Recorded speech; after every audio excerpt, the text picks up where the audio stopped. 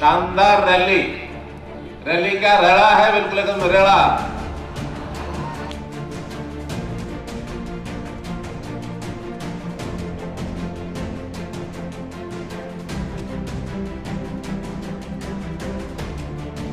संभाल का विकास रैली में मुख्यमंत्री मनोहर लाल खट्टर शनिवार दोपहर पहुंचे। सबसे पहले सीएम मनोहर लाल ने संभाल का हलके में बनकर तैयार हो चुकी 2 बड़ी योजनाओं का उद्घाटन किया। वहीं इस दौरान 5 ऐसी करोड़ों रुपए की योजनाओं का शिलान्यास किया गया जिन पर सरकार की तरफ से 53 करोड़ रुपए खर्च किए जाएंगे, जो जल्द बनकर तैयार होगी। उनका इस दौरान शिलान्यास किया गया। वहीं इस रैली के आयोजक संभाल का हलके के विधायक रविंद्र मचरौली ने रैली में हजारों की संख्या में भीड़ जुटाकर मुख्यमंत्री के सामने ये साबित कर दिया कि आने वाले विधानसभा चुनाव में रविंद्र मचरौली से बड़ा चेहरा भाजपा के लिए संभाल का में फिलहाल कोई नहीं है। वहीं हजारों की संख्या में भीड़ को देखकर मुख्यमंत्री मनोहर लाल खट्टर भी गदगद नजर आए। इतना नहीं, मुख्यमंत्री ने रैली में आए हजारों लोगों को देखकर कहा कि यह रैली नहीं, रेला है। वहीं इतनी भारी संख्या में पहुंचे लोगों को देखकर विधायक रविंद्र मचरौली ने भी लोगों का धन्यवाद व्यक्त किया। अपने ठेठ हरियाणवी अंदाज में संबोधन करते हुए मुख्यमंत्री के सामने विधायक रविंद्र मचरौली ने हल्के की तमाम समस्याएं रखी। रविंद्र मचरौली ने अपने संबोधन में कहा कि संभाल का हल्का के लोग बीजेपी सरकार से खुश है और आगे भी बीजेपी का पूर्ण रूप से सहयोग करेंगे। रविंद्र मचरौली ने कहा कि उन्होंने जो भी समस्या या जो भी मांग संभाल का हल्के की थी वो सब मुख्यमंत्री के सामने रखी है और मुख्यमंत्री ने वो सब मांगों पर मोहर लगा दी है।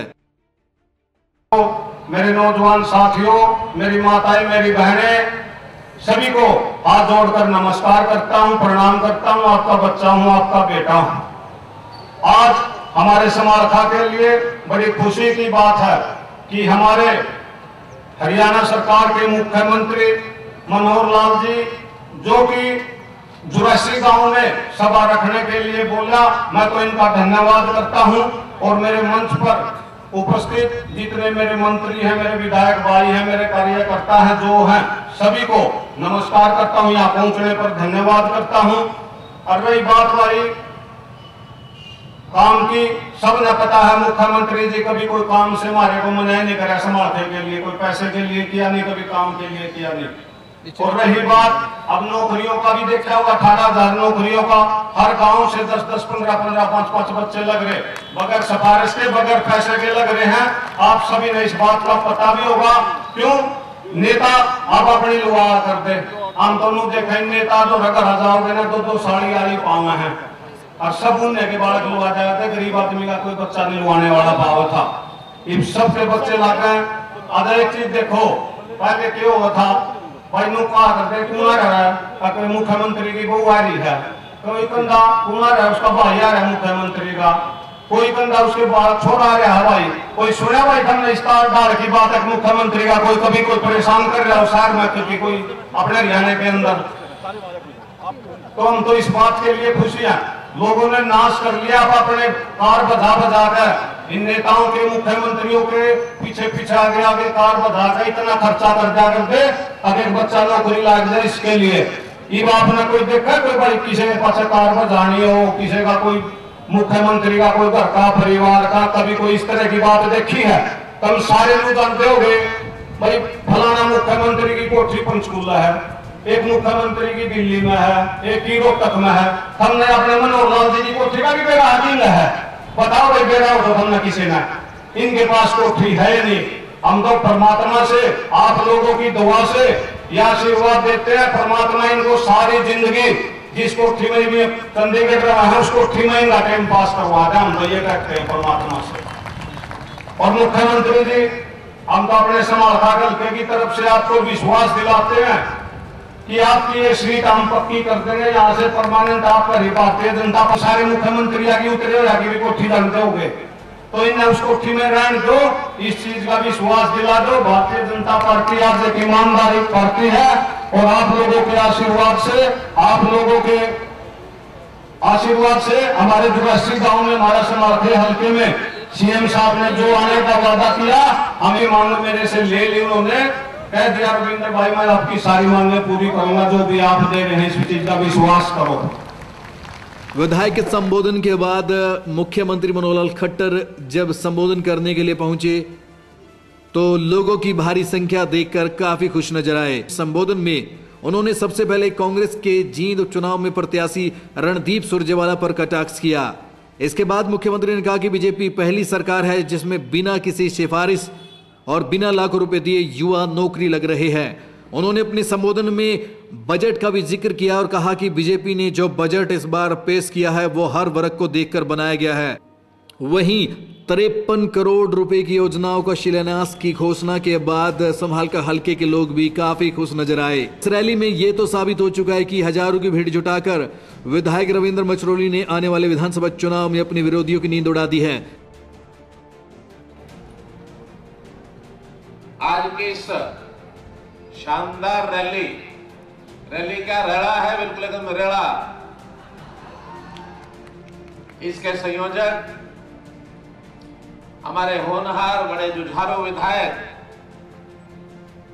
भाई रविंद्र मछरोली जी, पार्टी के हमारे जिला अध्यक्ष भाई प्रमोद विज जी, हमारे इस लोकसभा करनाल और पानीपत की जो लोकसभा है इसके प्रभारी श्री नगेंद्र सिंह रावल जी, हमारे बहुत पुराने नेता श्री अशोक ठाकुर जी, पार्टी के समालखा ग्रामीण के मंडल अध्यक्ष श्री मंजीत डिकाडाला जी, समालखा शहरी के मंडल अध्यक्ष श्री जगदीश रमन जी, बपोली मंडल अध्यक्ष जितेंद्र जी, सनोली मंडल अध्यक्ष बलवान जी, सभी मंडलों के महामंत्रीगण, मंच पर उपस्थित सभी हमारे अन्य नेतागण, सभा में उपस्थित बुजुर्गों, नौजवान साथियों, माताओं बहनों, बड़ी संख्या में माता बहनें आई है, इन सबको मैं मातृ वंदना करता हूं। हमारे पत्रकार छायाकार मित्रों, आज ये जो विधानसभा की हमारी रैली, इसमें आने का जो निमंत्रण मुझे दिया था रविंद्र मछरोली जी ने, उन्होंने कहा कि गांव में 84 गांव में अपनी रैली होगी। मैंने कहा कैसी रैली होगी? इन्होंने बताया नहीं कैसी होगी, एक ही बात कही कि आई और देख लियो।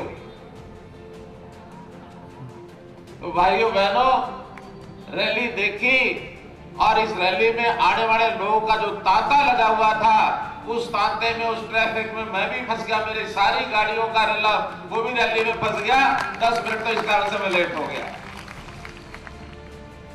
भाइयों बहनों, आज के इस कार्यक्रम में कुछ बातें रखी गई हैं, जिसके अंदर 84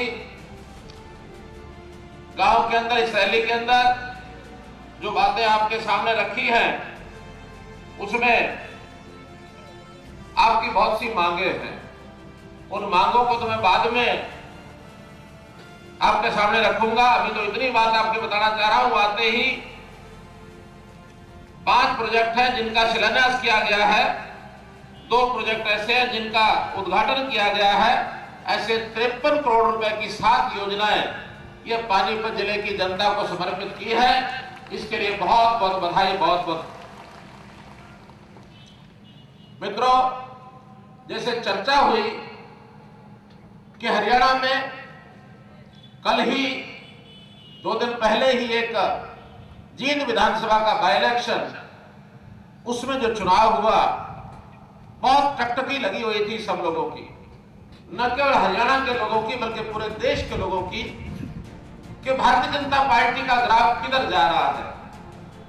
केवल एक विधानसभा के लिए नहीं लगी हुई थी, वो लगी हुई इसलिए थी कि आगे आने वाले 2 महीने के बाद सारे देश में लोकसभा का चुनाव हो रहा है। और अब जिस पार्टी के बारे में लोग सोचते हैं, वो जो ट्रेंड चलता है, वो जो दिशा बढ़ती है, वो एक बार बढ़ती है तो उस दिशा में चली जाती है। जिन चुनाव को सब पार्टियों ने एक हाई प्रोफाइल चुनाव बढ़ा दिया। हमारे लिए राज शासन हमारे लिए कोई जद्दी जायदाद नहीं है। ये राज शासन जनता ने दिया है, जनता का है। ये शासन जनता का है और जो काम करेंगे जनहित में करेंगे। अपने लिए क्यों करेंगे?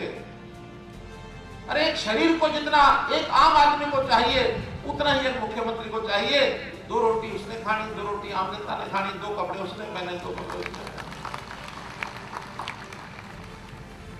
ये जो कोठियां बना बना के, अटालिकाएं बना बना के, जायदाद बना बना के, और इसके बनाते हुए अगर कहीं जेल का मुंह देखना पड़ गया तो फिर क्या करोगे? एक मुख्यमंत्री 10 साल के लिए अंदर बैठा, दूसरे की बारी लगी हुई है कब पहुंच जाए। और यहां नहीं है कोई चिंता, ना नरेंद्र मोदी को चिंता, ना योगी को चिंता, और यही हाल मनोहर लाल। मित्रों, ये 2000 रुपए की योजना भी हमने इन 5 सालों में डबल की है। पहले 1000 रुपए होती थी, हमने 1000 से 2000 की है। अलग अलग दावे लोग कर रहे हैं, हम ये करेंगे, हम ये करेंगे। आखिर हम भी बहुत कुछ करना चाहते हैं, लेकिन करने के लिए आखिर सरकार की जिम्मेदारी होती है, क्योंकि सरकार का हिसाब तो हिसाबी किताबी होता है, इधर से लेना इधर देना। कोई पैसों का कहीं ऐसा तो है नहीं कि कोई नोट छपाई तो नहीं हो सकती। नोट तो इधर से लाने पड़ते हैं, उधर देने पड़ते हैं।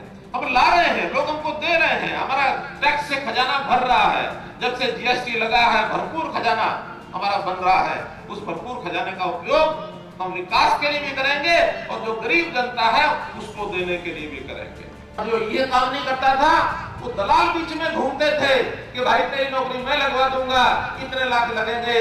बेटा माँ बाप के ऊपर जोर मारता था, कहता था, दबाव बनाता था, माँ तू अपने टूब बेच दे, गहने बेच दे। माँ कहती थी भाई तू बेटे का नौकरी लग जा, मेरी टूब तो फिर पड़ जाएगी, वो टूब बेच देती थी। बाप को कहता था बापू किला बेच दे, और उसके किले बिकवा आता था लाखों रुपए लेकर के फिर नौकरी खरीद के लाता था।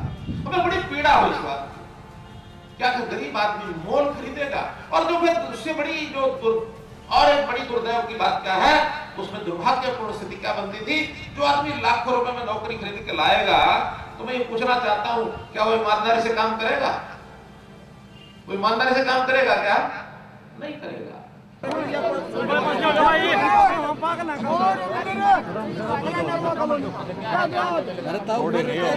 हेलो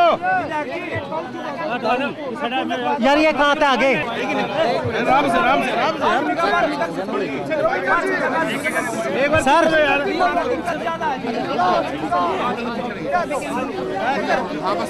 आज समालखा रैली में किन किन परियोजनाओं का आपने उद्घाटन और आधारशिला की, उसकी बताइए सर।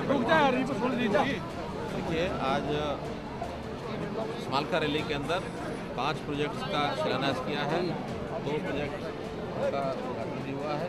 कुल 53 करोड़ रुपए की योजनाएं ये हमने पानीपत की जनता को समर्पित की हैं।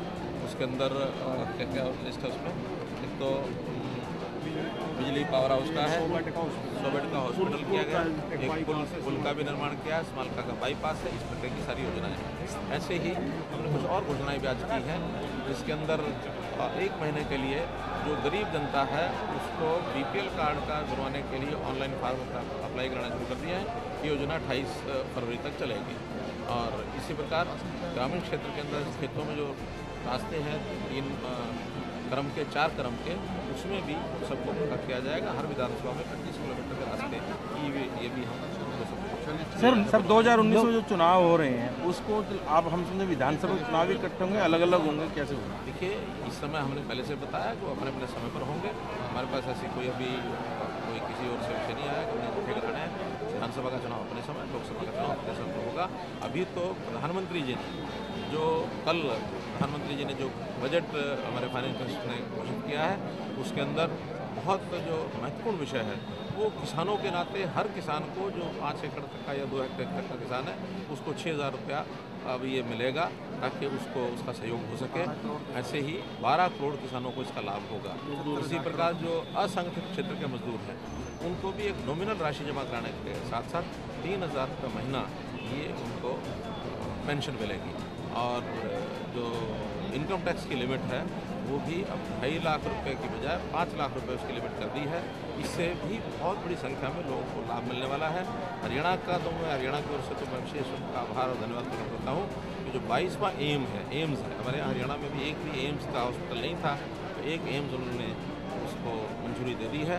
और ये हमारा 22 देश भर में होगा। इसके लिए मैं उनको बहुत आभार देता हूं। सर आप और जेजेपी दोनों आने वाले चुनाव में गठबंधन में चुनाव लड़ेंगे, तो उस पर क्या कहना है?